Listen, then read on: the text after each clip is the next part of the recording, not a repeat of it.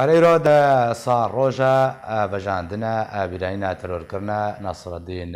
بەرهێک پارتیا دەموکراتە کوردستان سووریا لە باژارێ چەلەغە و لە مالا شەهید نەسڕەدین بەرهێک ئۆفیسە خوا بەکر و مالا شەهید نەسڕەدین بەرهێک وەکە ئۆفیسە پادەکەسێ هاتە دەستنیشانکردن و تێدا وێ کار و چالاکیان پارتی تێدا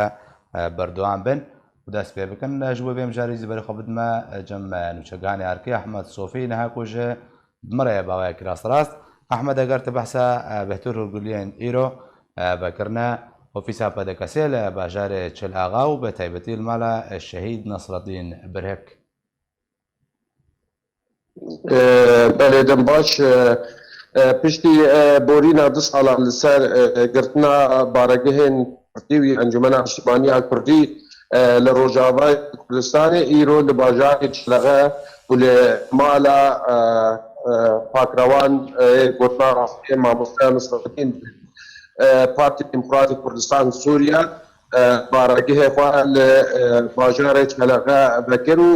û mala pakrewan Nesreddîn Birhek wekû hevalên partî daîm hêyakirin berê jî baregehê partî bû û îro dîsa ew berdewamî tê şopandin û mala pakrewanê gotina rastiyê Nesreddîn Birhek wekû baregehê partî dîsa hate vekirin û aleyên Kurdistanê li ser baregehê partî û mala Nesreddîn Birhek hatine hildan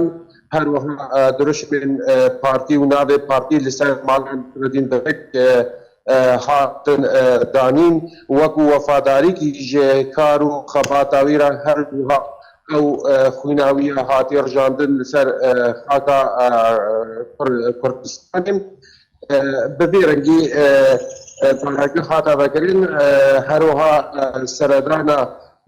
xelkên Çilhexe û partiyên siyasî li baregehê partî hate vekirin.